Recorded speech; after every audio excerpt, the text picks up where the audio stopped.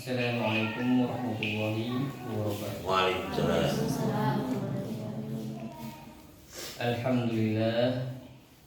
Alhamdulillahilladzi samma nafsahu birrahim wa wa'aduhu hamadi na'imil mukim. Asyhadu an la ilaha illallah wahdahu la syarika lahul hakimul halim. Wa asyhadu anna sayyidana Muhammadan abduhu wa rasuluhul karim. Allahumma salli wa sallim wa barik ala sayyidina Muhammadin hadi ila syiratil mustaqim wa ala alihi wa sahbihi wa zurriyyatihi wa man tabi'ahum bi ihsanin qawim. Allah. Kepada orang tua kami, ibunda yang kita muliakan, kita cintai, bangga, dan kakak-kakak, adik-adik, dan anak-anak kami yang kita sayangi. Puji syukur kita kehadirat Allah Subhanahu wa Ta'ala yang mana hingga detik ini masih juga memberikan nikmat karunia kepada kita, berupa nikmat taufik hidayah dan inayahnya, sehingga kita masih bisa kembali berkumpul bermajelis untuk ilmu, yang semoga dengan itu dapat menambah keimanan, menambah mahabbah kecintaan, menambah mahabbah kita kepada Allah. Dan kita bermohon kepada Allah semoga senantiasa dikumpulkan di dunia ini dalam kebaikan-kebaikan. Dan yang paling penting, kita dikumpulkan pula di akhirat dengan kenikmatan-kenikmatan di dalam ridho dan rahmat kasih sayang Allah yang memiliki nama Ar-Rahim. Tak lupa pula salawat dan salam marilah kita haturkan kepada junjungan kita Rasulullah Muhammad SAW serta sahabat, keluarga, dan orang-orang yang mengikutinya. Dan kita kembali bermohon kepada Allah semoga kita kelak di akhirat bisa dikumpulkan, didekatkan, berkumpul dengan beliau, lagi-lagi dengan ridha Allah, dengan rahmat kasih sayang Allah yang memiliki sifat, yang memiliki nama Ar-Rahim.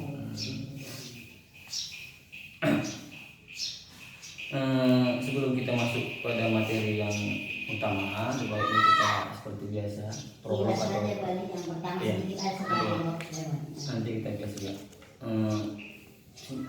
Saya pribadi, kita pribadi mengingatkan diri sendiri dan kita semua, marilah kita meningkatkan atau memperbaharui selalu, meningkatkan iman, memperbaharui iman, meningkatkan takwa, meningkatkan taubat, memperbaharui taubat. Dan yang tidak kalah penting, kita perbaharui atau kita luruskan niat kita, karena niat ini yang paling penting. Jadi kita mengaji ini memang semata-mata karena mengharap ridha Allah, menunaikan hak-hak Allah, tidak yang lain. Karena ngaji ini wajib, haknya Allah, ini kita tunaikan. Sisanya terserahkan sama Allah. Tidak karena ingin ilmu banyak, tidak karena ini, karena Allah. Dan apa tanda-tanda hak niat itu yang benar? Tanda-tandanya kita mengaji ini harus pengadaban ilmu yang kita dapat dari majelis ini, dari kajian ini, haruslah menambah rasa takut kita kepada Allah. Karena Allah sendiri yang bilang, sesungguhnya a'udzubillahi minasyaitonir rajim, innama yakhsyallaha min ibadihil ulama. Katanya, sesungguhnya orang-orang yang takut kepada Allah itu hanya ulama atau ulama itu siapa? Ulama itu apa? Ulama itu akar katanya alim. Kalau lebih dilekatkan kepada orang namanya ulama. Alim itu artinya orang yang mengetahui. Kita ini mengaji untuk alim supaya berilmu. Jadi alim itu kalau orang bilang ahli ibadah, soal bukan itu bukan alim, orang itu abidin, orang ahli ibadah. Alim itu orang yang berilmu. Jadi kita orang yang takut sama guru cuma orang yang berilmu. Ya, mana bisa orang yang nggak berilmu takut? Orang dia nggak tahu apa yang ditakuti. Ya, jadi sangat bohong katanya kalau orang nggak berilmu itu takut sama Allah. Jadi sangat. Makanya kalau kita itu harus berilmu dulu baru bisa kita takut. Kenal dulu apa dulu aturan yang mau diaturkan sama pencipta, baru kita takut. Makanya ini namanya insyaallah min ibadil ulama. Jadi artinya kita harus Ini yang mesti kita dari awal kita sengaja di depan harus kita apa, supaya kita kadang-kadang niat ini sering harus diperbaiki terus agar tidak melenceng, karena kita bakal menjalani proses atau perjalanan yang panjang yang terjal, tidak sendiri, nggak bisa kita berlengah-lengah lagi. Ya, tapi sampai ada satu ungkapan ini bukan hadis atau yang pasti ini dicukkan oleh ulama. Jadi ungkapan ini sangat bisa menjadi prolog kita kan, kalau bilang harus jadi kedepankan ucapan ini agar kita selalu bisa waspada untuk diri sendiri. Jadi bilang sesungguhnya semua manusia itu akan binasa depannya, terkecuali mereka orang yang berilmu. Dan kita ngaji untuk berilmu itu nih kan. Dan orang yang berilmu itu juga akan binasa, terkecuali orang yang beramal. Nah, kita setelah ngaji kita amalkan nanti.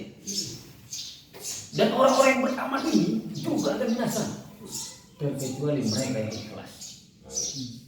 Nah, ini yang kita tadi disampaikan, diingatkan di awal kan, niat yang ikhlas. Dan orang-orang yang ikhlas ini senantiasa dalam bahaya besar. Kenapa? Karena dia belum mati. Bisa jadi di akhir hidupnya dia hilang keikhlasannya, dia selesai.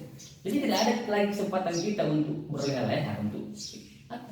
Jadi kita menuntut ilmu, kita kan belum sampai ke apa. Oke lah kalau ikhlas kita di awal kita belajar berikhlas.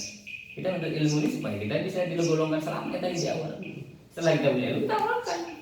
Jadi setelah kita amalkan harus ikhlas. Dan setelah ikhlas harus kita pelihara dengan rasa wah takut. Karena ikhlas kita ini belum tentu saya mati. Itulah senantiasa dalam bahaya besar. Ini yang mesti jadi pegangan. Jadi semakin kita mengaji, semakin kita berilmu, harus semakin menambah rasa takut kita kepada Allah. Itu Allah sendiri yang mengasih kode tanda-tanda. Karena banyak istilahnya kita dapat bahkan kadang-kadang kita begitu sudah ibadah, sudah paham, kita kan sudah merasa aman dengan kondisi kita. Justru perasaan aman daripada makar Allah itu lebih jahat daripada kejahatan yang asli. Seorang manusia itu kalau udah ngerasa dia itu punya kedudukan di sisi Allah, aman di masa dia kita, itu tanda-tanda dia tidak aman. Karena ini Allah tidak bilang yang takut sama aku hanya orang-orang yang ulama. Ya, ulama itu kalau punya ilmunya banyak tapi dia nggak takut, belum ulama. Jadi akar kata orang itu mengetahui, yang pengetahuannya itu bisa menambah rasa takut dia kepada Allah. Kan? Jadi kita semakin kita ibadah banyak, semakin kita ilmu banyak, jangan merasa kita paling aman. Justru kita harus merasa paling takut daripada takutnya orang-orang yang mungkin jauh daripada Allah. Itu yang mesti kita jadikan bulan itu agar kita lebih waspada, tidak sombong, tidak sering perlu ditawadu. Dah, insya Allah kita paham lah ya. Udah kita mulai, kalau gitu kita mulai masuk di kajian kita, atau sebelumnya kita seperti Muhammad bilang kita flashback, refresh ya, kilas balik ya, kilas balik di pada udah dengar saya juga tuh agak terhapus. Ya. Di awal pertemuan kita bahas asmaul ya, asmaul husna yang Allah ya. Nah, kita buat juga dengan kita apa nih kan kita saling apa kira-kira inti dari pertemuan ini tentang poin dari pembahasan kita untuk memahami asmaul husna yang bernama Allah. Ingat nggak? Ada nggak ini? Iya apa? Kan langsung udah mengaji anak Allah tuh begini nama Allah itu baru poin buah yang dihasilkan dari iman kita kepada nama Allah apa? Udah ada yang ingat? Menganggap bahwasanya yang ada itu memang yang lain itu tidak ada. Jadi sekarang lagi nggak khawatir aja kalau Artinya pandang yang banyak terpandang yang satu, Ya, Pak. pandang yang satu terpandang yang banyak. Intinya kalau yang ngomong Ingat. itu Allah tuh nama raja dari semua nama-nama dan sifat-sifat dia, itulah itu dia intinya kemarin. Nah jadi sekarang dari sifat-sifat Allah yang paling tinggi itu inilah pecahannya, ada Rahman, lain-lain ini yang mau kita dipahami lebih panjang. Kalau mungkin sekali ingatkan, memang barang nama Allah sudah jelas, Allah yang ini itu panjang kali kalau kita sebutkan kan. Tapi poinnya begini, barang siapa yang beriman dengan nama Allah yang Allah, maka iman akan membuahkan hasil. Apabila dia melihat sesuatu, dia ingat dengan Allah. Apabila dia berbuat sesuatu, dia hanya ingin memandang penilaian siapa? Penilaian Allah, itu buahnya. Ketika apabila dia hanya berharap dan hanya takut hanya kepada Allah, tidak selainnya. Itu lagi poinnya. Ingat lagi. Baru di pertemuan kedua Ar-Rahman. Poinnya apa? Ingat namanya. Setelah kita pahami Ar-Rahman itu begini dan apa buah dari iman kita kepada nama Allah yang Ar-Rahman? Apa itu? Ini catat dulu kan. Sifat Allah yang tak mampu ditiru. Itu kan nggak buahnya. Ini kan buahnya maknanya. Buah dari iman kita itu kan apa? Makna dari Ar-Rahmannya. Buah dari iman kita kepada Ar-Rahman. Ya, tadi buah dari iman kepada Allah. Apabila dia melihat dia selalu ingat Allah. Melihat dulu. Ini apa? Ini hamba-hamba Allah yang lalai. Al-Quran. Memandang orang yang bermaksiat dengan kasih Ya, sayang. jadi kalau dia beriman dengan nama Allah yang Ar-Rahman, apabila dia melihat orang yang lalai, dia memandangnya dengan pandangannya kasih sayang, tidak menghinakan, begitu. Sebagaimana Allah tetap mengasihi hamba-hambanya yang kafir, walaupun dia adalah yang kuatnya. Tapi memang semua segala apanya harus diterjemahkan juga kan, nggak bisa dipahami. Kalau itu yang baru ini. Oke lah, kalau gitu kita masuk ke materi kita yang utama ya. Insyaallah kita saya Bismillahirrahmanirrahim. Al-ismu salis bin asmaul husna ar-rahim. Ar-rahim Ar-rahim itu adalah nama yang dengan rahmat dan kasih sayangnya dia memberikan nikmat yang kecil-kecil. Kalau kemarin kan Ar-Rahman, dia yang memberikan nikmat yang besar. Kalau Ar-Rahim, dialah nama Allah yang memberikan nikmat-nikmat yang kecil-kecil. Contoh kalau Jamal keelokan, keindahan, ketampanan, itu kan kecantikan. Nah, itu hal-hal yang sempurna arah dia keindahan kecantikan. Ini kalau Ar-Rahman itu yang memberikan kita wujud, yang memberikan wujud ini Ar-Rahman, yang mengadakan wujud kita ini itu Ar-Rahman. Itulah maka nggak ada yang bisa contohnya. Dan yang menyempurnakan wujud itu, karena setelah diwujudkan kita ini kan belum sempurna. Ibarat kata patung itu belum dilihat. Yang menyempurnakan itu Ar-Rahim.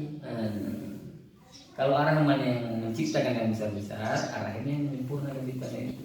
Itulah seperti penambahan iman. Iman itu yang memberikan kita iman Ar-Rahman. Tapi yang menambah iman itu sehingga naik Ar-Rahim. Apalagi penyempurnaan akal, ya seperti kita bahas di akal itu tingkat-tingkat. Yang memberi akal itu cuma Ar-Rahman yang bisa. Tapi yang menyempurnakan sehingga dia bisa dapat puncak yang kita itu Ar-Rahim.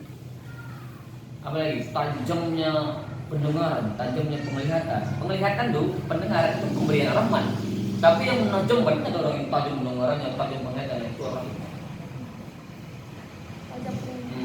Ya Allah berfirman, Bismillahirrahmanirrahim. Wasawwarakum fa ahsana suwarakum. Jadi adalah Allah Ar-Rahman yang membentuk kamu. Fa ahsana suwarakum dan dia pula yang membaguskan bentuk itu Ar-Rahim. Jadi Ar-Rahman yang membentuk, yang membaguskan bentuk itu Ar-Rahim. Itulah secara singkat makna Ar-Rahim. Itu tadi.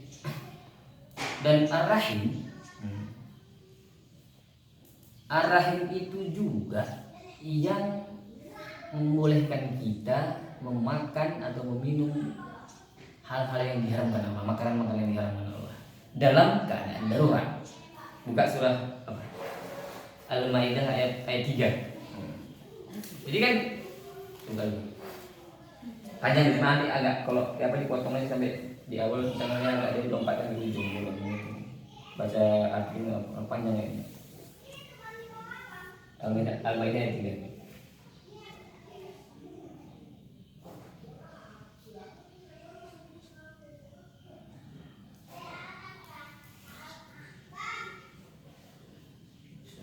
ayat 3. Ketiga.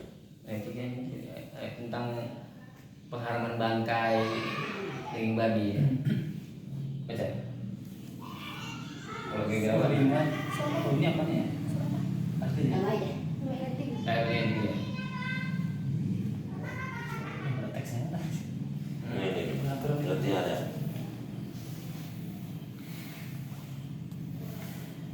Diharamkan bagimu memakan bangkai, darah, daging babi, dan daging hewan yang disembelih bukan atas nama Allah, yang tercekik, yang dipukul, yang jatuh, yang ditanduk, dan yang diterkam binatang buas, kecuali yang sempat kamu sembelih. Dan diharamkan pula yang disembelih untuk berhala, dan diharamkan pula mengundi nasib dengan azlam, anak panah, karena itu suatu perbuatan fasik. Pada hari ini orang-orang kafir telah putus asa untuk mengalahkan agamamu.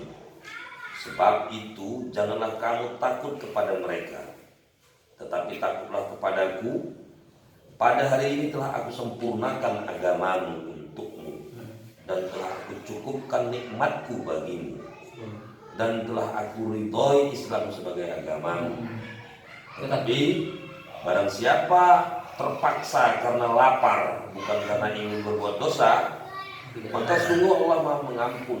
Nah, ini poinnya. Kan dibilang orang tadi barat diharamkan daging babi, hewan yang disembelih di nama Allah. Nah, tetapi kalau keadaan terpaksa kata Allah, tidakkah mengapa kau makan yang haram itu asal tidak berlebih-lebihan? Sesungguhnya, kan, aku itu adalah Maha Pengampun, Maha Penyayang, Ghafurur Rahim. Rahimnya inilah yang membolehkan kita melakukan keharaman-haraman dalam kondisi darurat.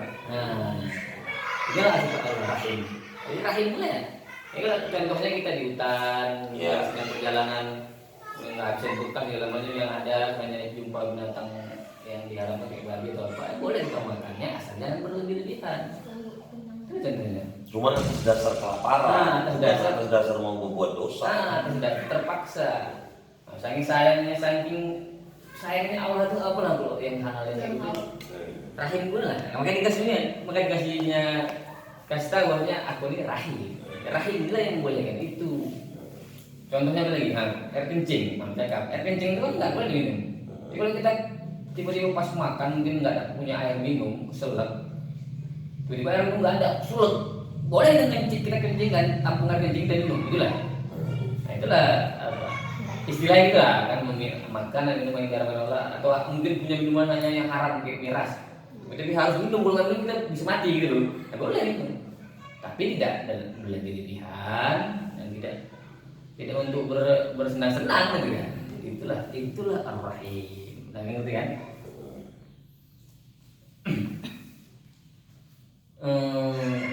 Dan Ar-Rahim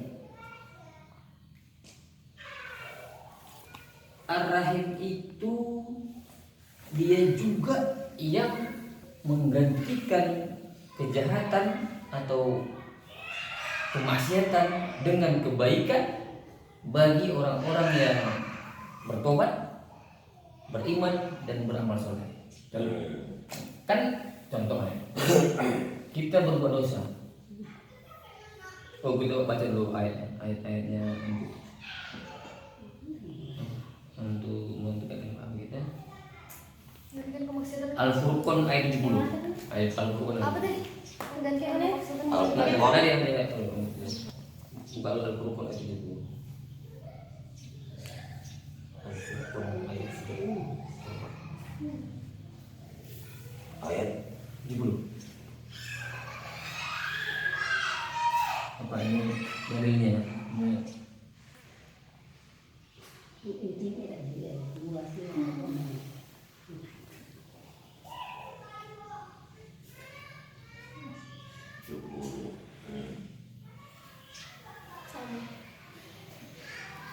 billahi minasyaitonir rajim. Bismillahirrahmanirrahim.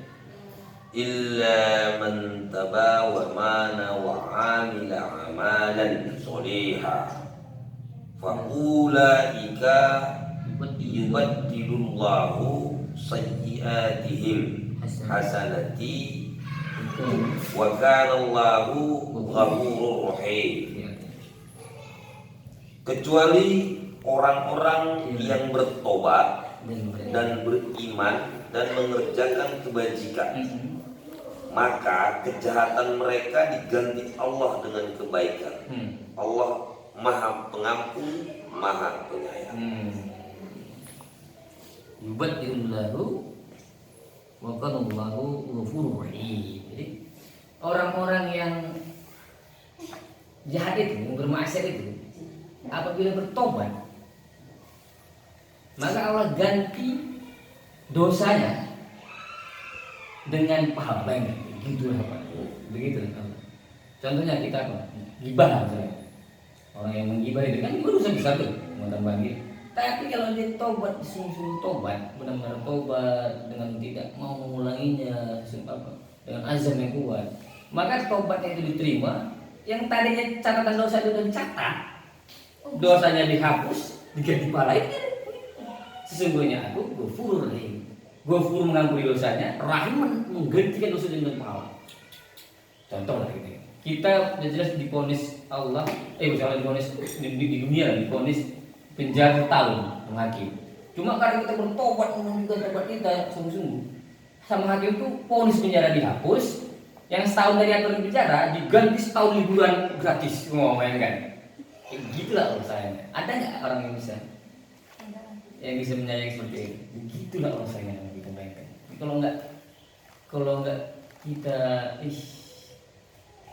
mau kita lagi mengingkari sayang Allah begitu, rahimnya Allah kita bayangkan. Udah harusnya kita dihukum hanya karena kita bertobat, diganti. Apakah emang Ini di atasnya Bud diterangkan ayat itu. Ini bagus kita bacakan. Iya banyak baca. Ya. Jadi di 68, dan orang-orang yang tidak menyebutkan Allah dengan sesembahan lain dan tidak membunuh orang yang diharamkan Allah kecuali dengan alasan yang benar, dan tidak berzina, dan barang siapa melakukan demikian itu niscaya dia mendapat hukuman yang berat. Ini dosa-dosanya digambarkannya. Tapi Yakni akan dilipat gandakan azab untuknya pada hari kiamat, dan dia akan kekal di dalam azab itu dalam keadaan terhina, kecuali orang-orang yang bertobat dan beriman. Digambarkan dulu pada dosa-dosa besar. Kecuali orang yang bertobat dan beriman dan mengerjakan kebajikan, maka kejahatan mereka itu yang tadi dijelaskan itu diganti Allah dengan kebaikan. Allah Maha Pengampun dan Maha Penyayang. Udah dilipat gandakan pun bakal azabnya. Begitulah Allah yang disparah itu. Keadaan sangat rasanya dijadikan, kita diadakannya aja, mainkan disayanginya udah begitu besar ya Pak. Apalagi nanti mau dikasih kita surga banyak, yang udah jelas kita mengingkarinya, mengkufuri nikmatnya. Itulah Allah. Makanya Allah itu kan bilang, Allah itu lebih sayang kepada hamba-hambanya, lebih sayang orang tua pada anaknya. Sampai-sampai dalam riwayat hikayatnya, kisah Nabi sebelumnya, itu kenapa salah satu sebab kenapa Nabi Ibrahim semacam diuji untuk disuruh menyembelih anaknya. Suatu hari Nabi Ibrahim itu pernah semacam diangkat oleh langit, diberi kasyaf lah. Dari langit itu dinampakkan Allah perlakuan umat dunia. Jadi pertama ditunjukkan Allah perbuatan orang umat manusia yang baik, yang bertobat. Jadi kata ya Nabi Ibrahim terlihat hamba-hamba sedang beribadah segala macam, bangga Ibrahim Allah berjalan lagi. Habis itu dikasih tahu Allah yang bermaksiat jahat. Bahwa yang parah itu dinampakkan. Tiba-tiba Ibrahim Ya Allah, ajak mereka. Tiba-tiba sontak gitu dari majanya. Ya Allah, itu hambaku gitu. Karena dia nyuruh Allah mengajak hamba-hamba yang berdosa itu, maka dia dites suruh menyembelihana. Salah satu di hikam disebutkan salah itu sebabnya. Coba kau bayangkan, itu hamba aku nyari hamba aku, walaupun dia bertobat, walaupun dia ahli maksiat, cuma aku tersayang. Tes kenapa? Makanya apa namanya kan ada hadis yang seandainya dunia ini semua beriman bersih dari dosa, maka aku akan ciptakan sekelompok makhluk untuk berdosa supaya dia bertobat. Karena Allah tuh senang yang orang bertobat, sama lebih senang lagi seorang kehilangan gitu kehilangan unta di tengah padang pasir, senang lagi dia melihat orang yang bertobat. Itulah rahasia para Allah.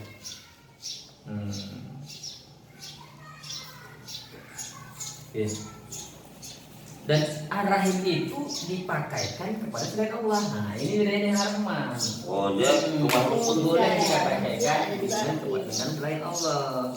Jadi bagi orang-orang yang besar kasih sayangnya kepada sesamanya, dia boleh disematkan Ar-Rahman. Karena Allah memberi salah satu pemberian Allah kepada Rasulullah, memberi nama, gelar Rahim. Harisun 'alaikum bil mu'minin Raufur Rahim. Kalau Allah Ghafurur Rahim, kalau Rasulullah Raufur Rahim. Jadi karena bersangatan kasih sayangnya Nabi pada umatnya, Allah ngasih dia gelar Raufur Rahim. Nabi itu sayang sekali dengan kita. Kalau kita sedikit lah membaca sirah perjuangan Nabi kita bahas. Perjuangan dia untuk kita supaya kita selamat. Apalagi kalau kita baca yang paling dahsyat kayak mana waktu dia mendatangi 8 kabilah itu, ya Allah gitu.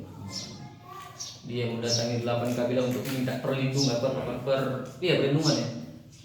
Semua itu menolak dia, bukan hanya nolak, dimaki, dilempar. Kalau dia gitu lah, hari yang paling gelap bagi kita Rasulullah. Sampai sahabat tuh ya Allah melindungi Nabi, dilempari batu, udara kakinya dengan batu. Bukannya malah ditolong, malah dilempar dia itu umat, itu kelakuan umatnya yang lain dengan dia. Sampai malah Jibril nggak tahan ya Rasulullah nggak tega ini yuk, apa yang buat kaumnya Nabi. Angkat tanganmu ke langit, biar aku balikkan gunung Uhud kata Jibril. Biar aku bagi mereka orang-orang yang melampaui batas. Memang dia angkat tangan, tapi doanya Allahumma hdi qaumi fa innahum la ya'lamun. Ya Allah, berilah petunjuk kaum ini ya Allah. Ampunkan mereka, sesungguhnya mereka adalah kaum yang tidak mengetahui. Bukannya dia mengaminkan doa siapa mohon Jibril, malah dia minta petunjuk kaum yang bisa. Nah, salah satu ibrohnya walau lupa ya apakah siapa ulama kalau nggak salah Imam Bukhari itu dari sejarah gunung sananya gunung Uhud itu jadi di balik Jibril, Imam Bukhari yang keluar riwayat hadis ini. Imam Bukhari riwayat hadis Sahih Muslim itu keturunan dari generasi gunung tadi yang melempar yang balik gunung Uhud tadi. Jadi seandainya gunung Uhud itu di balik Jibril kan habis itu. Jadi Imam Bukhari nggak ada keluar. Itu dasar ulama Imam Bukhari Muslim. Nggak ada hari Sahih Muslim. Itu istilahnya ibrohnya. Itu menunjukkan Rasulullah sudah ma'rifat. Ya sudah. Begitulah. Cuman itu kan tersirat. Begitu sayangnya dia sama umatnya. Jadi dia memandang kan nggak secara visual berarti. Makanya dia bilang kalau kita nggak cinta sama dia, memang wajar, nggak sempurna dengan kita. Kayak gitu bang perjuangan dia. Dia baru itu untuk menyelamatkan kita itu dia tuh. Ada untungnya dia. Ya Allah. Itu perjuangan dia di dunia. Nanti perjuangan dia kita tuh bilang. Bagaimana dia itu sujud sama Allah, nggak bangkit supaya nanti umat ini jangan disiksa ya Allah. Paling sibuk orang dia itu Rasulullah. Dia mau mikirkan dia sendiri ya Allah, enak kali lah. Dia di dia riwayat sujud dia sampai bangkit. Minta selamat. Ya Allah selamatkan. Diriwayatkan juga Allah kalau itu. Yang harusnya sampai Allah bangkitlah ya Rasulullah ya Muhammad. Apa lagi? Aku tidak akan bangkit kalau engkau tidak mau mengampuni yang baru. Sudah Allah itu kan mandang Gitulah istilahnya. Karena sujudnya Rasulullah itu maka selamat banyak penduduk-penduduk yang harus di neraka. Kecuali orang-orang yang sudah pantas ke neraka. Begitu loh guys yang dia sama kita. Kalau kita nggak mendulukan dia, nggak mencintai dia, wajar kan di situ. Tidak sempurna iman kalian, belum aku kalian lebih kalian cintai daripada diri kalian, keluarga atau seluruh manusia ini. Begitu sayangnya dia. Karena dia luar biasa kali. Ini kalau mikir dia sendiri, ya. Bahkan itu yang saya bilang mungkin kalau seandainya orang kafir itu boleh deh, dia doakannya supaya surga kan ya, kalau boleh aja. Sebagaimana dia pengen doakan Abu Thalib pamannya supaya surga. Pengen. Rasulullah berjuang.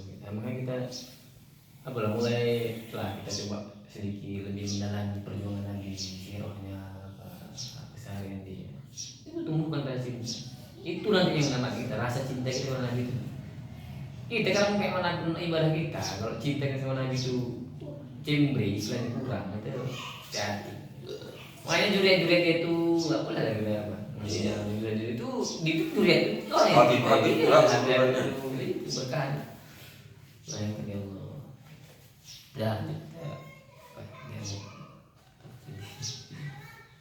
Nah satu hari juga ada juga Rasulullah tuh pernah mengimami di saya pernah mengimami jamaah sahabatnya. Ada jamaah seorang perempuan, seorang ibu punya anak. Jadi waktu dikatakan Nabi, sebenarnya aku ingin memanjangkan bacaan surahku. Cuma karena aku dengar ada anak bayi sedang nangis, ya, jadi aku ganti pendekkan bacaannya. Sekarang kasihan aku nengok mamanya, dipikirin anak itu yang nangis. Ya kalau kita baca surah Yasin Al-Baqarah, anak nangis kereker matanya. Jadi gantinya surah pendek. Nah, itu kan salah satu bentuk kasih sayangnya kepada kita. Rahim. Itu boleh disematkan kepada makhluk, kepada ciptaan. Baik teman-teman. Nah, ini kita tunjukkan dalil ini. Jadi Rasulullah bersabda, penghuni surga itu katanya ada 3 kelompok. Yang pertama, jadi orang yang punya kekuasaan, orang yang punya kekuasaan, baik itu besar atau kecil, pokoknya bukan kekuasaan di bawahnya. Dan dia berlaku adil dengan apa yang dia kuasai, dan dia suka berbuat kebaikan, muwafaq. Satu. Jadi orang penghuni surga itu penguasa atau orang yang punya kekuasaan, baik besar maupun kecil, dan dia adil dengan sesuatu yang dipegangnya dan muwafaq, suka berbuat kebaikan. Yang kedua, rajulun rahim. Nah, ini dalil laki-laki atau seorang yang penyayang. Nah, ini juga inilah dalil bahwa boleh disematkan sayang rahim kepada selain Allah, kepada Maha Hamba. Ini karena Rasulullah bilang rajulun laki yang penyayang itu kan berarti kan boleh.